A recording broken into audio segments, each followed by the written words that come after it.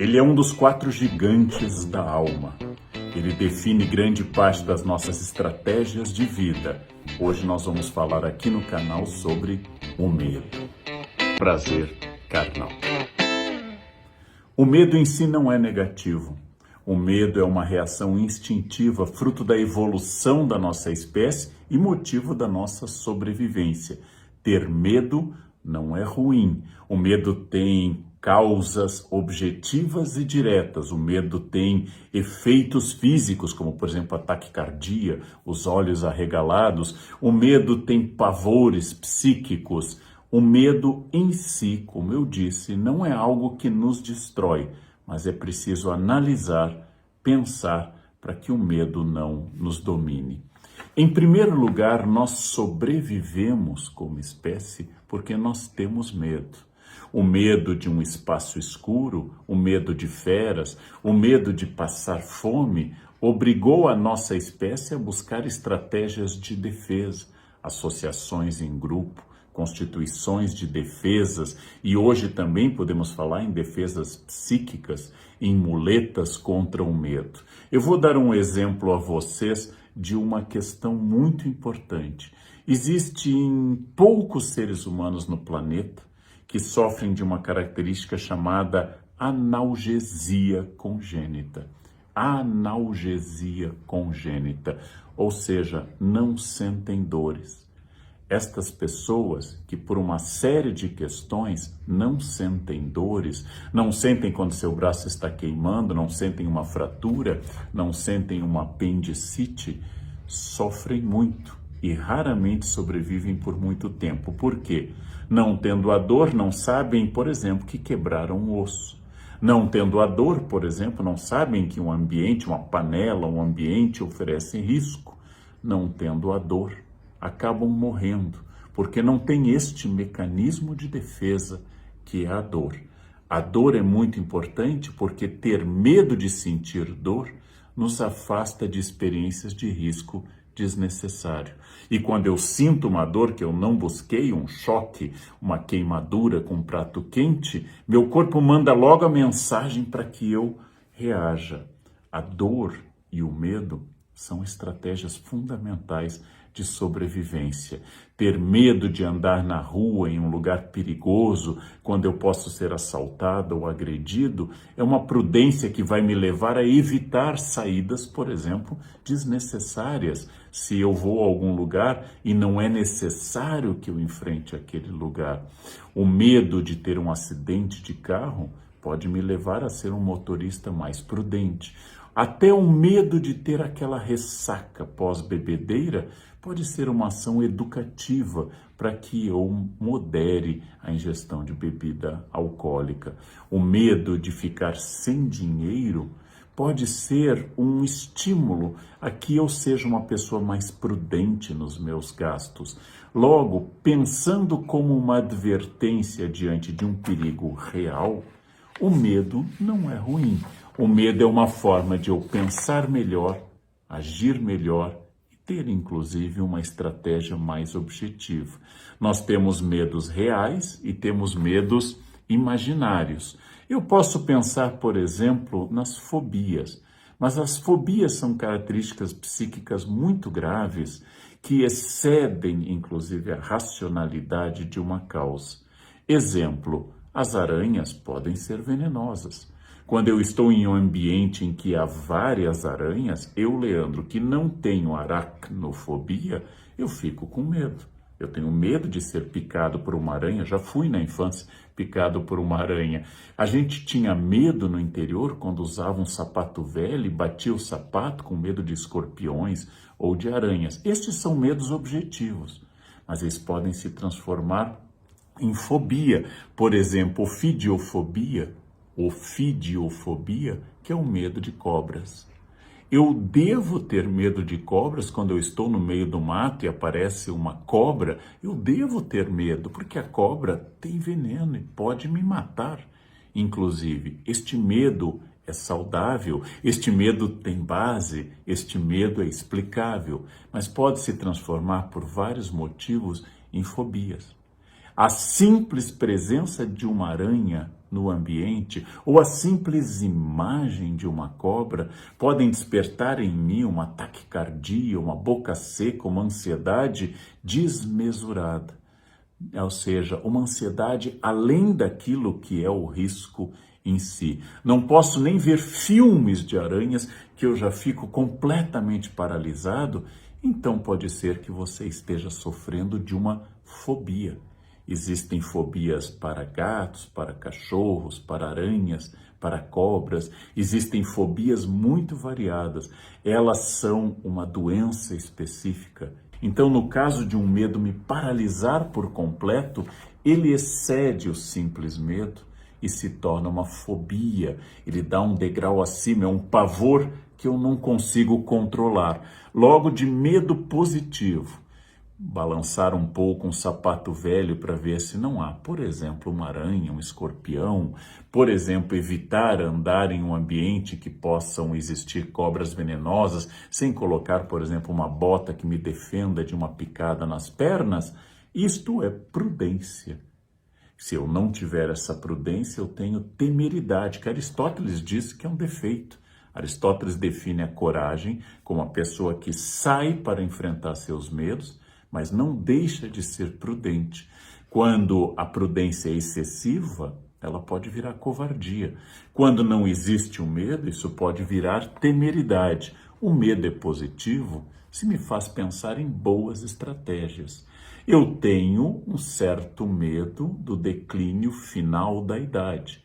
Então eu vou ter alimentação equilibrada, vou fazer esportes sob supervisão médica, eu vou fazer vacinas, porque isto vai retardar, pelo menos retardar, o declínio final. Isto vai impedir que ele chegue muito cedo do ponto de vista da estratégia. Agora, o medo paralisante da morte é outra questão. Então eu estou lidando talvez com um medo que esconda outras questões, talvez com um medo que traga outros sentimentos, mas quando ele é estratégico, ele é bom. O medo é um sentimento que pode ser visto como uma aliança estratégica para me tornar uma pessoa melhor. Claro que o medo é tão forte, eu citei lá no início que é um dos gigantes da alma, o medo pode ser instrumentalizado por pessoas. Por exemplo, sistemas políticos vão dizer, votem em mim, porque o outro é o caos, o outro é a destruição. O medo da fome, da inflação, do desemprego, da desordem social, é um argumento muito forte.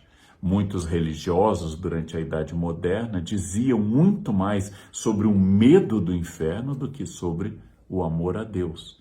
Eu não falo para você como candidato do que eu quero fazer, apenas digo que eu sou a única alternativa que você tem. Então eu estou usando o medo como uma forma de controlar as pessoas. Os pais que assustam crianças com medos, na minha infância era o homem do saco que passa na rua e vai pegar crianças. Os pais que assustam crianças para que ela não faça algo perigoso ou que seja obediente, utilizam o medo como estratégia de controle. É muito eficaz. O medo é muito eficaz como estratégia de controle. Por isso que eu devo saber quais são meus medos, porque é provável que se eu não souber quais são meus medos, outros saberão e usarão contra mim. Nós vivemos uma sociedade com muito medo.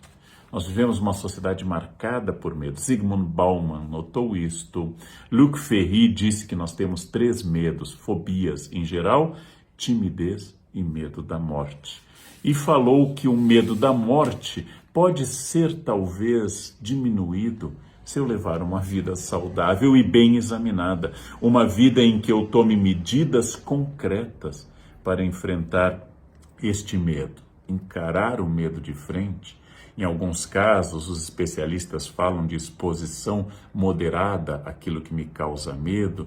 Então, morro de medo de alguma coisa, primeiro olho imagens daquilo, depois olho filmes, primeiro fotos, depois filmes, ou então simplesmente vivo a situação sob controle, pode ser uma estratégia. Mas como eu disse no início, se o medo lhe paralisa, Se ele é irracional ou até racional, mas lhe paralisa, é hora de você buscar ajuda profissional. Um trauma, uma outra questão pessoal pode estar provocando esta paralisia, levando a coisas graves, como, por exemplo, síndrome do pânico, levando a coisas graves como ficar em casa e ter medo da rua, a agorafobia, o medo de enfrentar a rua, o medo de enfrentar as pessoas. Nesse caso, é fundamental que você procure ajuda profissional. Eu disse desde o início, o medo não é ruim. O medo é uma lembrança que eu não sou todo-poderoso, que eu não sou infinito, que eu não sei tudo. O medo pode ser usado como uma estratégia para eu não tomar medidas excessivamente ousadas, para que eu não perca a noção de perigo, para que eu não perca a noção de que eu não tenho todo o poder do mundo e nem tenho todo o tempo do mundo. Se eu levo em conta minhas limitações e meus medos, talvez minha estratégia possa ser melhor. Então, se ele não for uma fobia psíquica, se eu não estiver precisando de ajuda profissional, se ele for apenas uma recomendação, cuidado, há riscos na sua escolha, ele é bom. No campo financeiro, no campo afetivo, sexual, no campo da saúde, no campo do trabalho, em todos os campos, uma dose de medo, que venha junto com ela uma dose de prudência, que vai me levar a não apostar todas as fichas em uma jogada, a não arriscar demais por muito pouco, a levar em conta que as coisas podem dar errado ou a ter pelo menos um plano B, ele pode ser excelente. Talvez excesso de medo nos leve a uma paralisia de covarde e a falta de medo nos leve a uma existência kamikaze suicida. É preciso moderar o medo e, para isso, conhecê-lo. Para isso, aprender com ele. Por exemplo, Montaigne, filósofo do século XVI, que eu gosto muito, disse que filosofar é aprender a morrer. Todo o objetivo da filosofia é aprender a morrer. Você vai dizer, que coisa terrível, se Montaigne devia ser depressivo. Não particularmente. Tinha melancolia, mas não era uma pessoa tão negativa. Apenas ele disse, nós vamos morrer. É inevitável. Todos nós temos um destino e um encontro com a morte.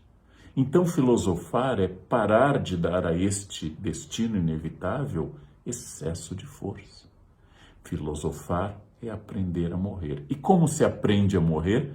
Vivendo bem, um dia de cada vez, com foco no presente, sem excesso de angústia pelo passado, sem excesso de projeção sobre o futuro, com os medos ditando estratégias e sabendo que se o final é inevitável, o prazer está na viagem.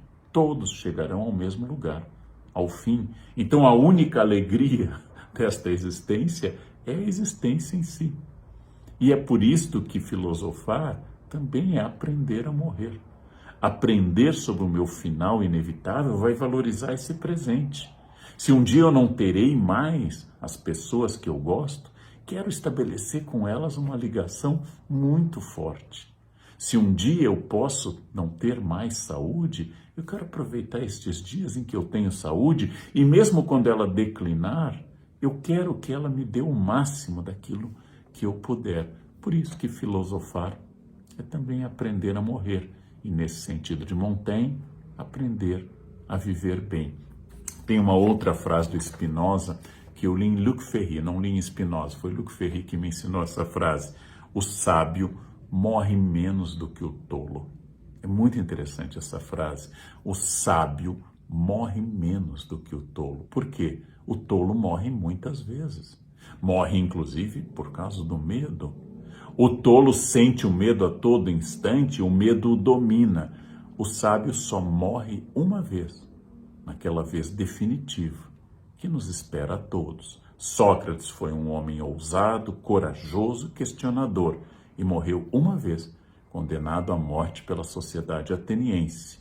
O covarde é aquele que vai morrer várias vezes, vive morrendo.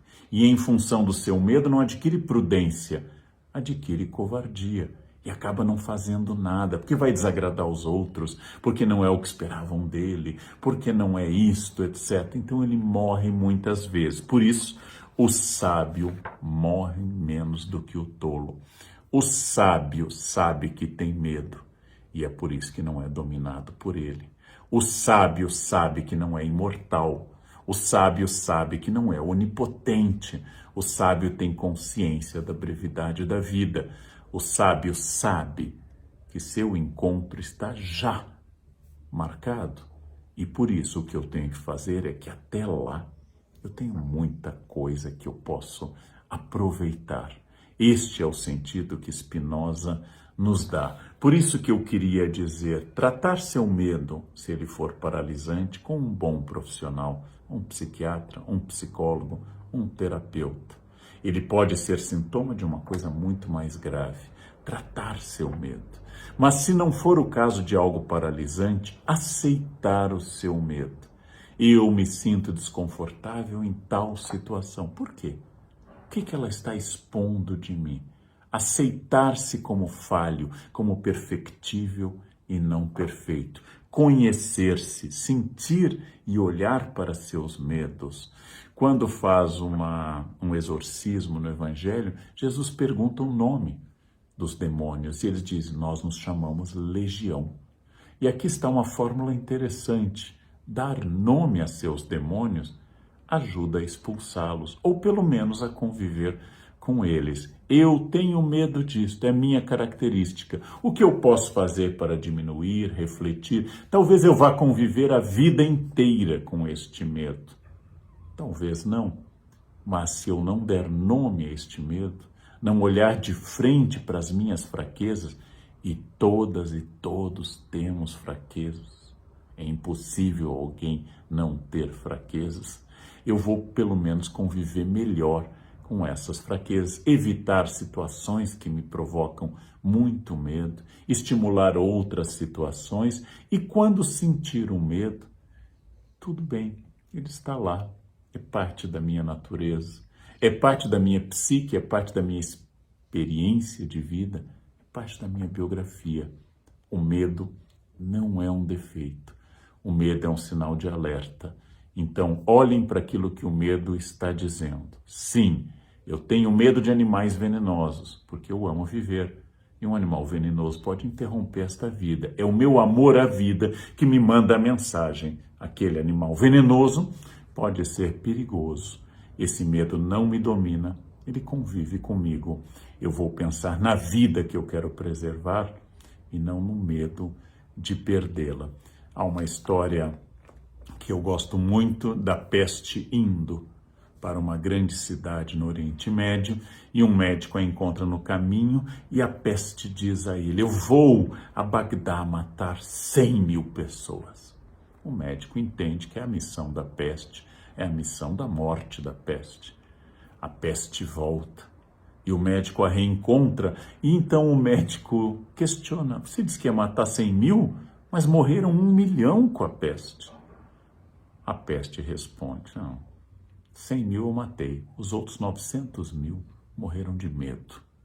Então, talvez eu morra de alguma peste. É bom que eu não esteja entre os 900.000, que eu não esteja entre aqueles que morreram de medo de morrer.